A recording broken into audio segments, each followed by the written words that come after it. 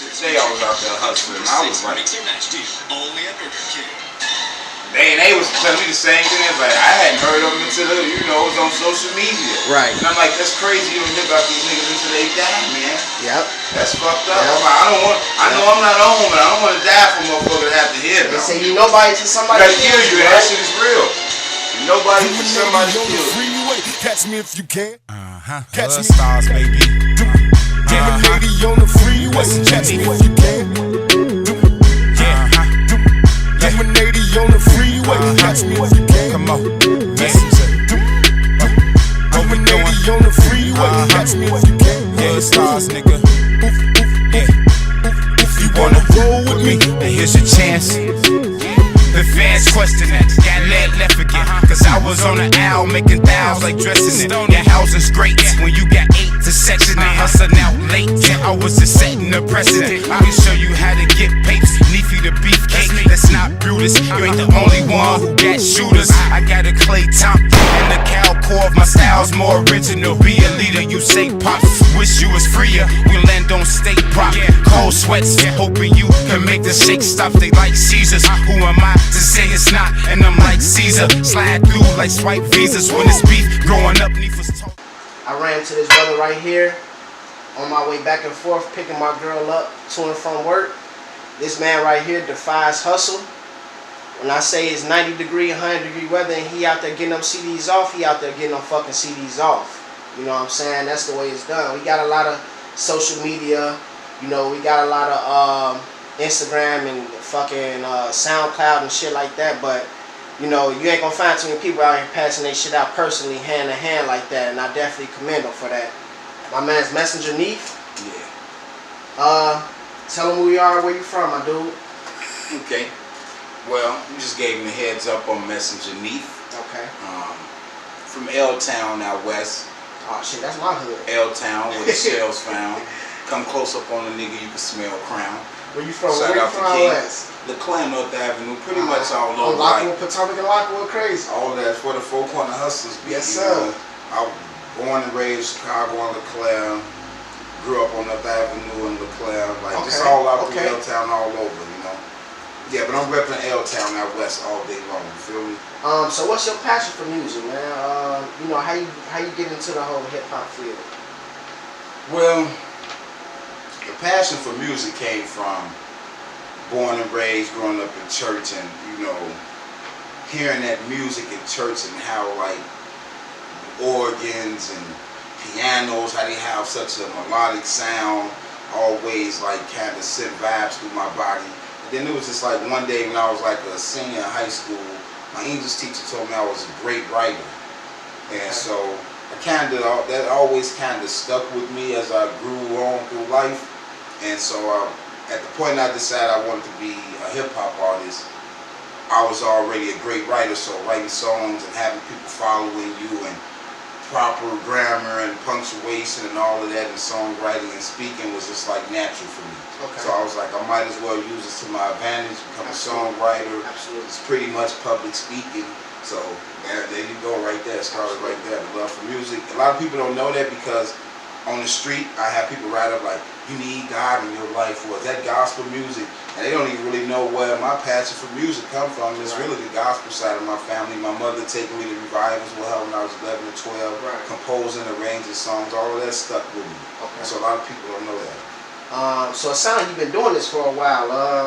Exactly how long have you been doing it? Like selling music and whatnot? Oh man, please don't remind me. Like too goddamn long without a deal, I'll tell you that much. I know that's right. Shit, I've been out there on the streets for about a sawbuck, a good little sawbuck out there grinding to the point, you know, where I've moved over 150,000 units hand to hand, and that's like the streets know.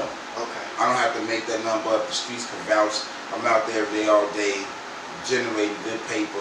I'm moving units. Okay. Because, you know, until that moment comes, you don't want to just sit around and be an online rapper or anything like that. So I like interacting with my fans. I like them to see who I am. I like them to hear how I talk. So they hear the music, they're like, oh, that was his personality from how he just presented his presentation to me. Okay. And like, I like being out there because I get a lot of love. There's nothing better than somebody bang your CD coming back and blowing, hitting the horn at you like, yeah, nigga, number 7, Joe. Right. Number 7. There's no better feeling than that in the world. Somebody banging and coming back. So, and then on top of that, there's other perks. I get free weed, I get free drinks, free meals, and then 75% of the bitches I fuck, I meet them out there too. So that's an extra great perk. Hey, you can't go wrong with that right there. No, not at all. So you said 150,000 units. Is that albums that you sold? Yeah, I'm album. That's total albums. Like I have like 8 projects out.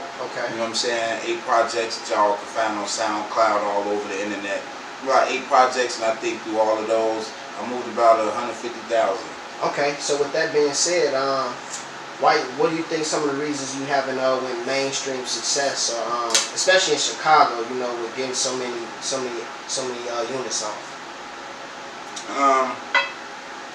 I'm baffled, man. I could just tell you maybe I haven't saturated my music down and compromised it to make, you know, the new school, the new wave age music.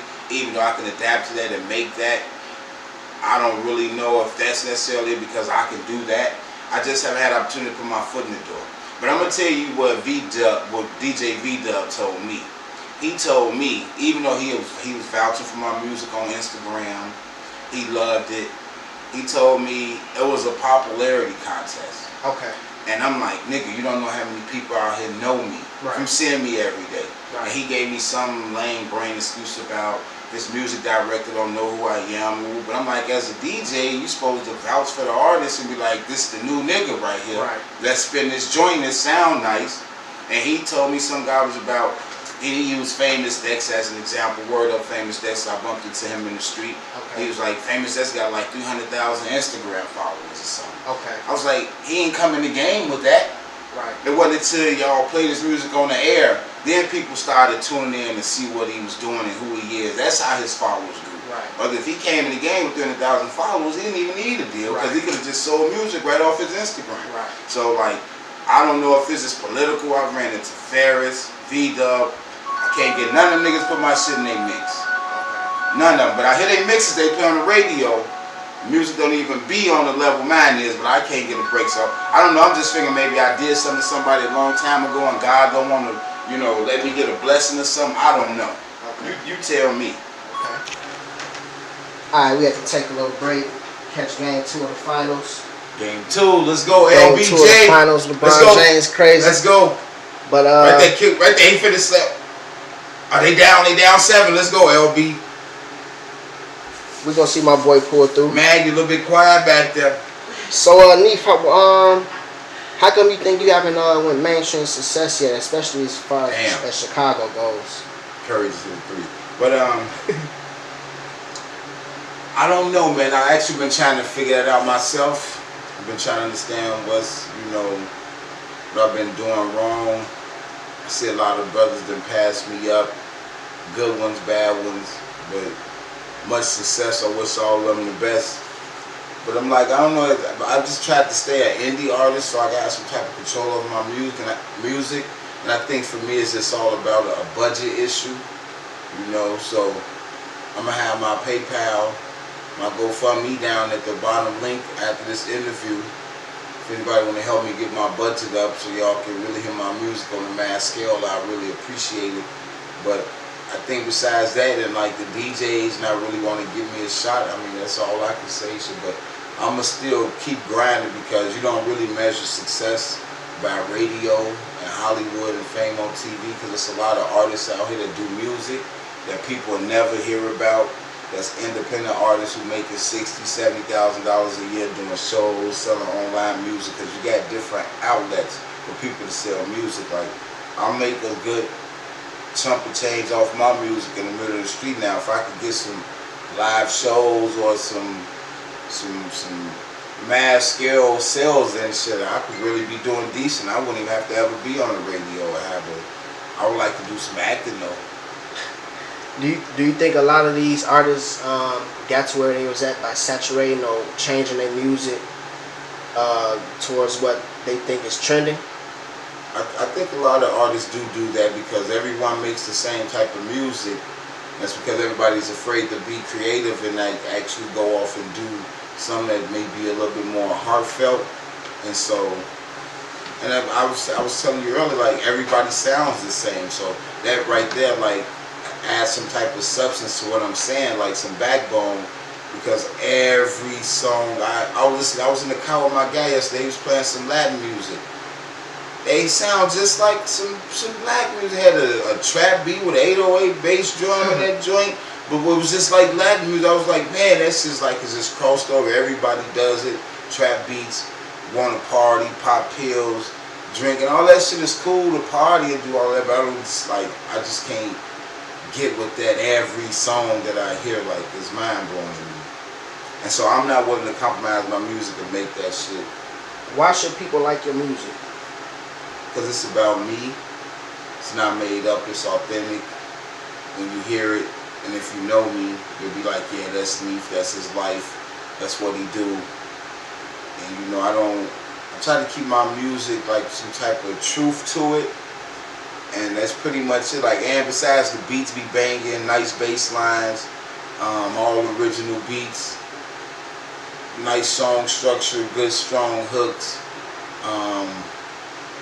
I don't do a lot of the auto-tuning, but I try to mix in a little R&B, and that's just feedback I get from being out in the streets and hearing feedback. People want to hear R&B songs for the ladies when you're riding with your girlfriend, or women just like to hear R&B songs, especially we got hip-hop to it. Like, everything not to be hardcore.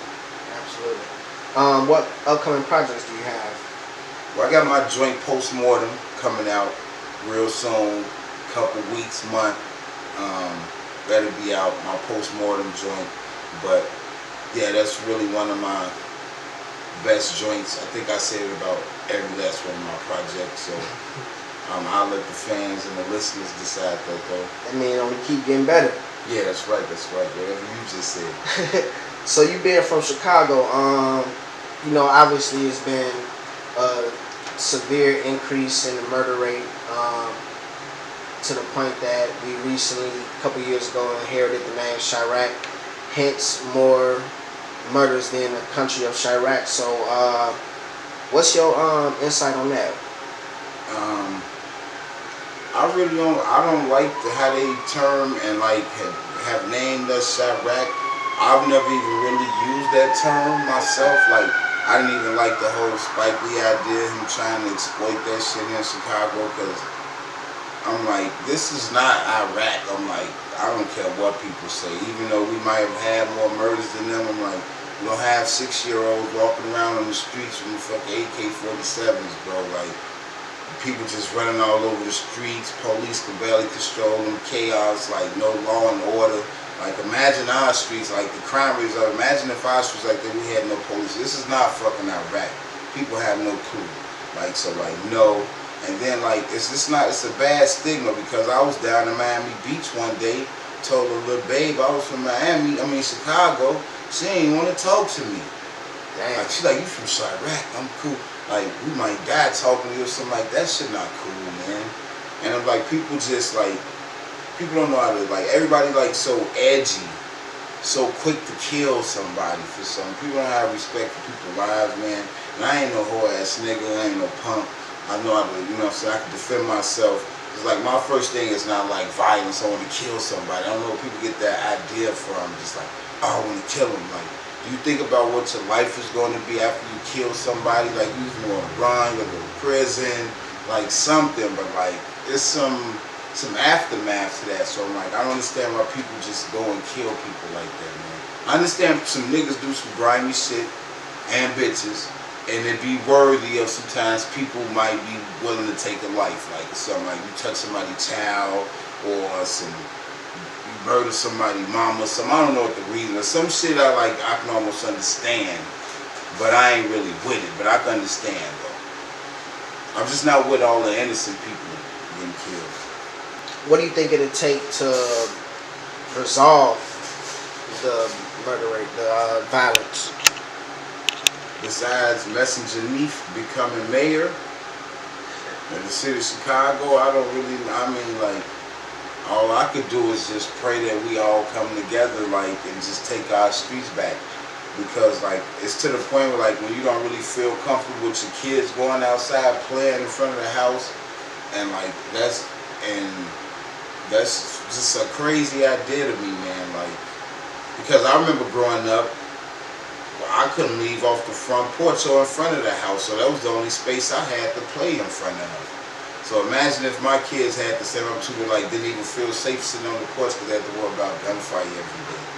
And it's just like, go get whoever you trying to shoot or kill. Like, don't just spray randomly. That's my thing. On a lighter note,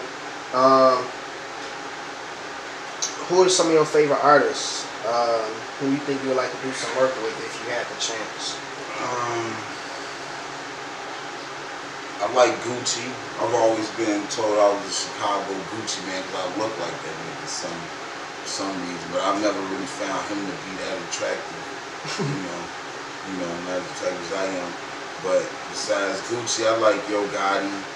I like them niggas because they sound and they'll come off like they some real hood niggas. You know what I'm saying? They get money and shit.